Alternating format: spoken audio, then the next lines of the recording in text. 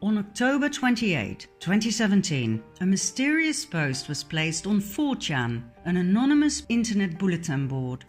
It contained nothing but codes. This was the beginning of a new phenomenon. The Q posts, soon to be transferred to 8chan due to hacking, became more and more intriguing and popular among the so-called QAnons, anonymous people who are wary of the lies of the mainstream media and who've gone searching for the truth using other news outlets on the internet. I will get into the identity of Q later on in this documentary. Q communicates with the people by means of the Q posts, drops or crumbs that we, the Anons, pick up and decipher. The Q crumbs portray a better world, without wars, treason and corruption. A world after the Great Awakening. Q uses words and short sentences that keep coming back.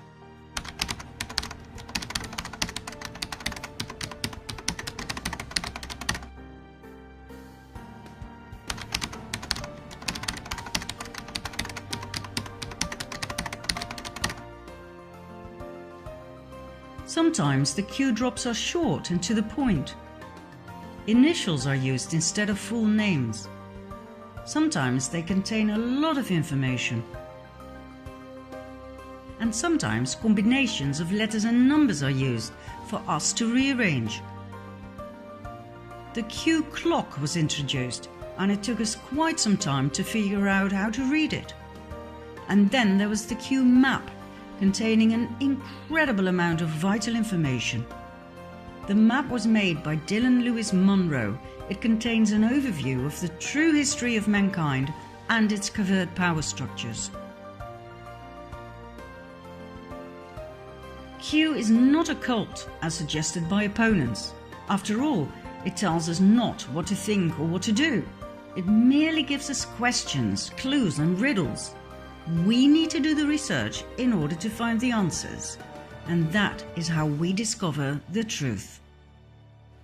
Through this research, I've come to find out more about American and global politics than I'd ever dreamed of. I was never really interested in politics, but the Q drops opened my eyes to a whole new world, a world of secret societies, secret services within secret services, and secret deals made on a grand scale. A world with shadow governments, with an excessively rich 1% of the world population that actually runs the world. Not our political leaders, not our presidents, but a very small group that we refer to as the Illuminati or Cabal. I learned about an evil master plan to completely dominate the world. And the ordinary people like you and I? We know nothing. We get up in the morning, we go to work, we pay our bills and our taxes, we watch TV and go to bed, not knowing that there's a battle being fought over our heads for world dominance. A battle between good and evil. This is what Q is pointing out to us. But we, the Anons, have to do the research. And we do. Like nerds, like an army of digital autists, we connect the dots. There is a war going on for world dominance, for the absolute submission of the masses. How is this achieved? By the constant waging of war, by the introduction of the Federal Reserve Bank and central banks, by trafficking drugs, oil, and people. The only two American presidents who tried to break down the power of the elite, beginning with the banks by printing their own interest-free, debt-free money, thus bypassing the Federal Reserve System, were Abraham Lincoln and John F. Kennedy. What else did they have in common? They got murdered.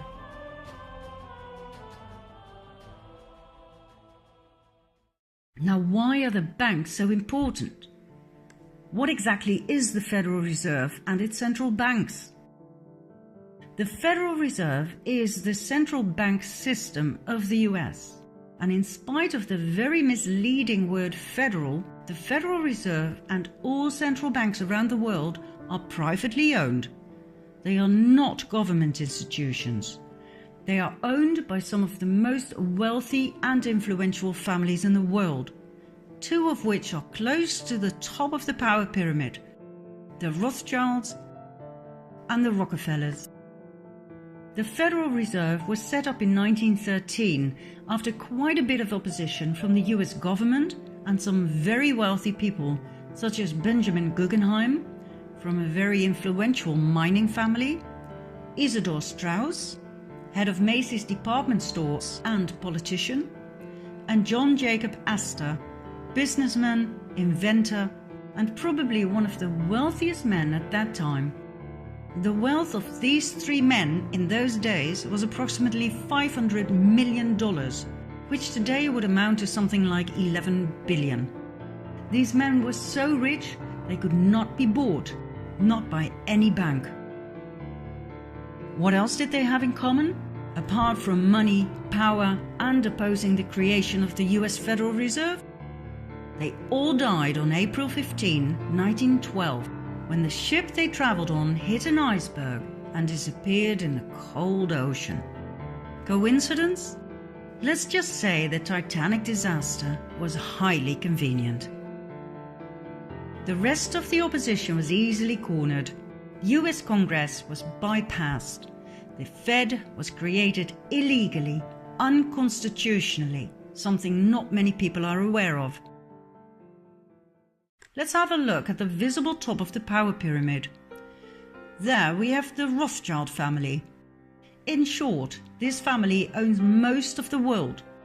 They own each and every central bank. They own the Federal Reserve. They control the International Monetary Fund. They control the World Health Organization. They financed both parties of every war since the war against Napoleon. They financed the Bolshevik Revolution. They financed Hitler and the Nazis. They financed the production of IBM's punching machines for an efficient prosecution of the Jews by the Nazis. And they had equities in Exxon and IG Farben, the dealers of Zyklon B gas for the Nazi gas chambers. The estimated net worth of the Rothschild family is $500 billion. When you have that much money and power, you can poke the chest of the Crown Prince of Great Britain like he's your bitch. And when you oppose their power and try to stop them from taking over your banking system by setting up a central bank in your country that loans money to you at insane interest rates that you can never pay back, so that your country becomes the eternal slave to the Rothschild banking system, as happened to every country around the world, you are either ousted or killed. Your country will be invaded and blown to smithereens in the name of democracy, supported by the mainstream media that portrays you as a dictator.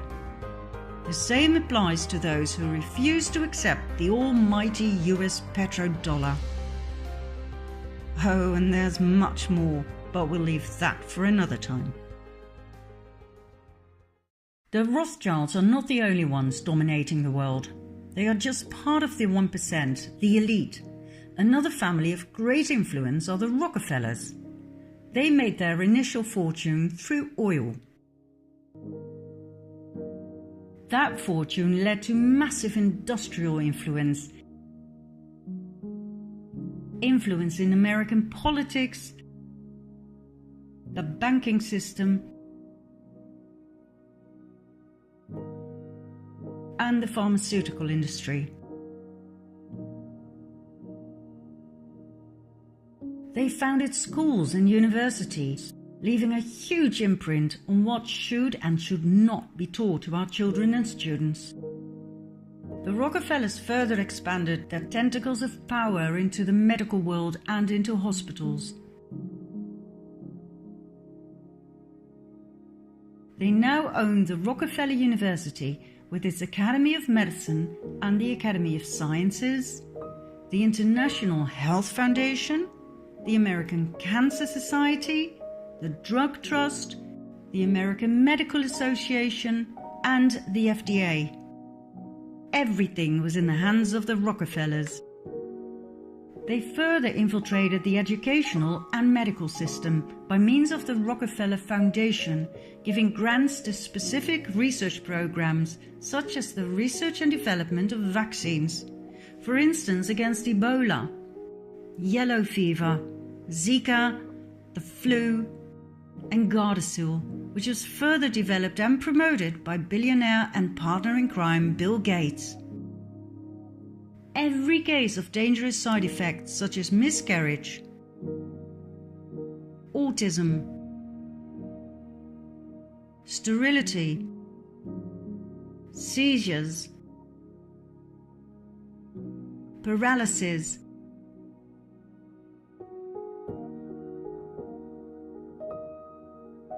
and death was brought before the FDA and cleared. And all of the above was promoted by doctors and the media, where the Rockefellers had placed their representatives at the highest levels. Even presidents assured us it was safe.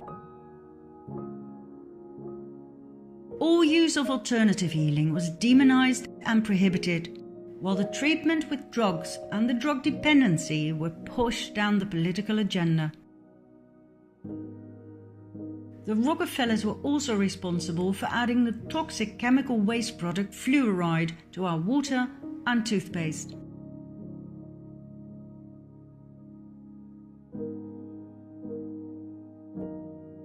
And as usual, the media spread lies about its healing qualities. No doctor or dentist ever tested its efficacy. They simply told their patients what they'd been taught at the Rockefeller institutions. Yet another field of interest was the genetic manipulation of crops. The Rockefellers own millions of shares of Monsanto stock, as does their partner Bill Gates. Their mutual interest in eugenics, which aims at improving the genetic quality of the human population, will come as no surprise. Back in Nazi Germany, the Rockefellers financed the horrific eugenics experiments performed on Jewish people, trying to create a superior master race. So, in short, two very powerful families that rule the world and its population are the Rockefellers and the Rothschilds. And guess what? They are not even the most powerful. There are other families that exceed the Rockefellers and the Rothschilds, both in money and in power. But I will not go any deeper into that at this stage. We'll save that for later, shall we? There's one more man I want to put in the limelight right now, George Soros, described by the mainstream media as investor and philanthropist. His net worth? $25 billion. Soros was born in Hungary. After World War II, he moved to England and then on to the US, where he made a fortune with his hedge funds and his merciless ways to manipulate the financial market, using crises to further increase his own wealth and expand his power. He prides himself in taking no responsibility for his actions and the destruction he caused to literally millions of people. I quote, "I'm here to make money. I cannot and do not look at the social consequences of what I do." Soros strikes me for his choice of funding. For example, NAMBLA, the North American Man-Boy Love Association. Their goal and their slogan, sex before 8 before it's too late. This is their mascot. Why does this great benefactor support a pedophile club such as NAMBLA? Then there's Antifa, the anti-fascist movement. When we look at their actions, we see nothing but violence. They show great resemblance with fascism, which is rather strange for an anti-fascist movement. Even one of their flags is weird in that sense. Why would anyone finance such a thing? The same goes for Black Lives Matter. Why sponsor a movement that pretends to be left-wing but shows nothing but riots and violence in practice? Do you want to know what we're dealing with here? Then follow me to part 3.